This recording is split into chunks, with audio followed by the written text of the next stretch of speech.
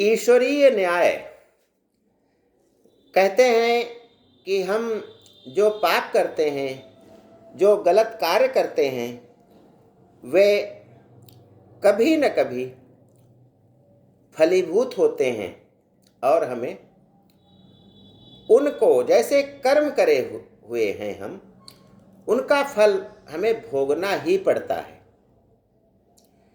1828 से 1835 तक Lord William Bentinck Bharat के गवर्नर जनरल रहे। उन्होंने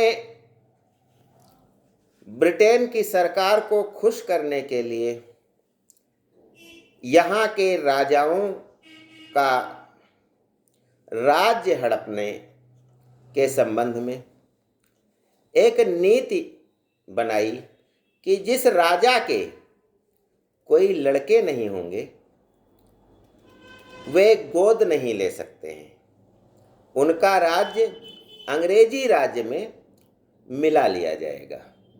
यानी जिस राजा का कोई लड़का नहीं है खुद का, उसका राज्य हड़प लिया जाएगा। इसे कहते हैं लॉर्ड विलियम बेंटिंक की राज्य हड़प नीति। इसके दायरे में भारत के बहुत से राजे महाराजे आए और उनका राज्य जबरदस्ती छीनकर ब्रिटिश राज्य में अंग्रेजों ने अपने राज्य में मिला लिया। यानी उस पर इंग्लैंड का कब्जा हो गया। अब यहाँ प्रश्न उठता है कि राजा महाराजा तो इनके सैकड़ों रानियां होती हैं, फिर भी वे निसंतान क्यों रहते हैं? तो इसका कारण यही रानियां ही होती हैं कि राजा अपने मनोरंजन के लिए जो एक रानी होनी चाहिए उसको नहीं, उसके स्थान पर वह सैकड़ों रानियों को रखता है, जिसके कारण वे आपस में ही एक दूसरे को नीचा दिखाने की कोशिश करती हैं। जो गर्भवती हो जाती है तो उसका गर्भ किसी न किसी प्रकार से गिराने में लगी रहती हैं, क्योंकि जानती हैं जो वारिस देगा राजा को, राजा फिर उसी से प्रेम करेगा। तो इस प्रकार से आपसी कलह के कारण राजा प्रायः निसंतान रह जाते हैं। और इसका कारण राजाओं की गलती ही थी कि उनके राज्य कैसे चले गए। जब तमाम सौतेले पुत्र होते हैं, पता नहीं कितने पुत्र होते हैं, तो वे आपस में सब राजा बनने के लिए लालायित रहते हैं और इसी कारण राज्य सुरक्षित नहीं रह पाता है। तरह तरह के समय, तरह तरह के संकट यही पुत्र राजा के कारित करते रहते हैं। तो लॉर्ड विलियम बेंटिंक की ये नीति थी कि जिस राजा के कोई लड़का नहीं होगा वह गोद नहीं ले सकता है, उसका राज्य अंग्रेजी राज्य में मिला लिया जाएगा। बहुत से अत्याचार किए लॉर्ड विलियम बेंटिंक ने, छल कपट से राज्यों को हड़पा, लेकिन एक समय वह आया जब वे इंग्लैंड के लिए रवाना हो रहे थे। एक राजा ने उनको एक बहुत सुंदर गाय की बछिया भेंट की थी।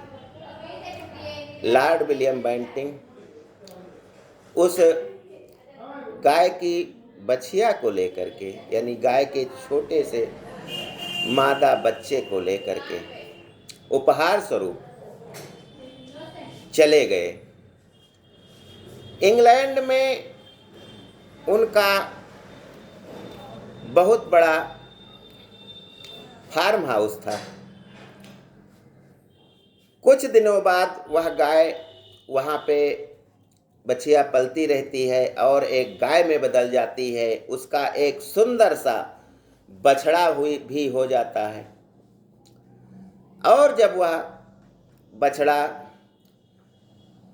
14-15 दिन का होता है, गाय का दूध पीता है, बहुत स्वस्थ है, बहुत खुश है, पूंछ उठा करके इधर उधर भागता है, बहुत सुंदर लगता है। तभी लॉर्ड विलियम बेंटिंक के कुछ मित्रों ने कहा कि आज फार्म हाउस पर चल के शाम का डिनर करते हैं। 10-15 मित्र और लॉर्ड विलियम बेंटिंक अपने फार्म हाउस पे जाते हैं। वहाँ तरह तरह के प्रकार, तरह तरह का भोजन बना था। शराब की बोतलें खुल जाती हैं, पीने लगते हैं। तभी देखते हैं सभी मित्र कि एक बछड़ा जो है वो इधर उधर पूंछ उठा करके दौड़ रहा है, गाय के आसपास घूम रहा है जहाँ गाय बंधी है। तो लॉर्ड विलियम बेंटिंक के जो मित्र होते हैं वे कहते हैं कि आज हमें इस बछड़े का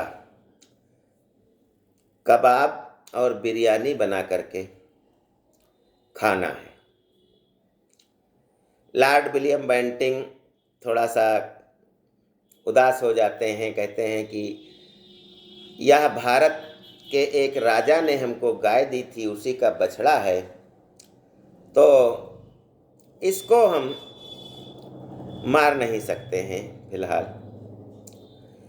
मित्र कहते हैं कि हमारी बरसों की मित्रता है, उसको आप जो है एक बछड़े के लिए समाप्त कर देना चाहते हैं। हम लोग नहीं खाएंगे आपकी दावत और जा रहे हैं।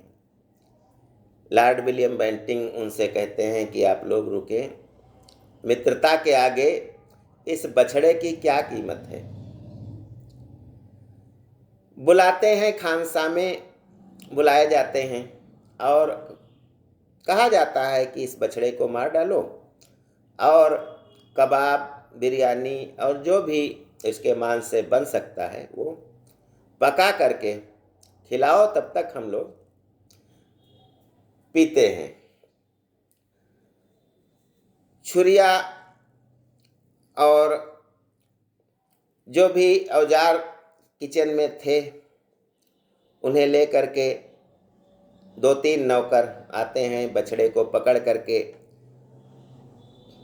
मारने लगते हैं। बछड़ा चीखता है, गाय परेशान हो जाती है, उससे ज़्यादा चीखती है।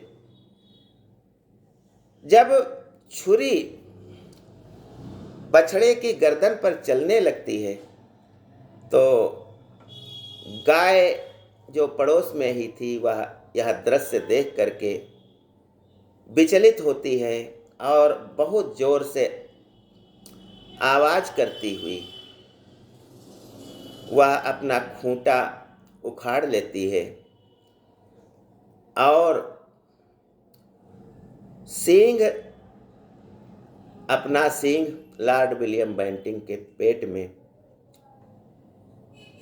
चुभो देती है, जिसके कारण वे वहीं दिवंगत हो जाते हैं। यह प्राकृतिक न्याय है, प्रकृति का न्याय है कि आपने जो कुछ किया उसका फल आपको वही मिल गया।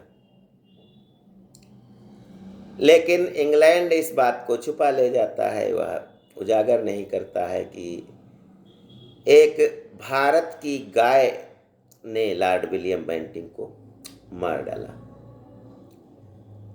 लेकिन यही कहा गया है कि जो हम गलत काम करते हैं, पाप करते हैं, तो वह जीवन में हमारे किसी न किसी रूप में आते हैं और हमें परेशान करते हैं। उनका फल हमें भोगना ही पड़ता है। ज्ञान गंगा में बस आज इतना ही। जय हिंद, जय भारत।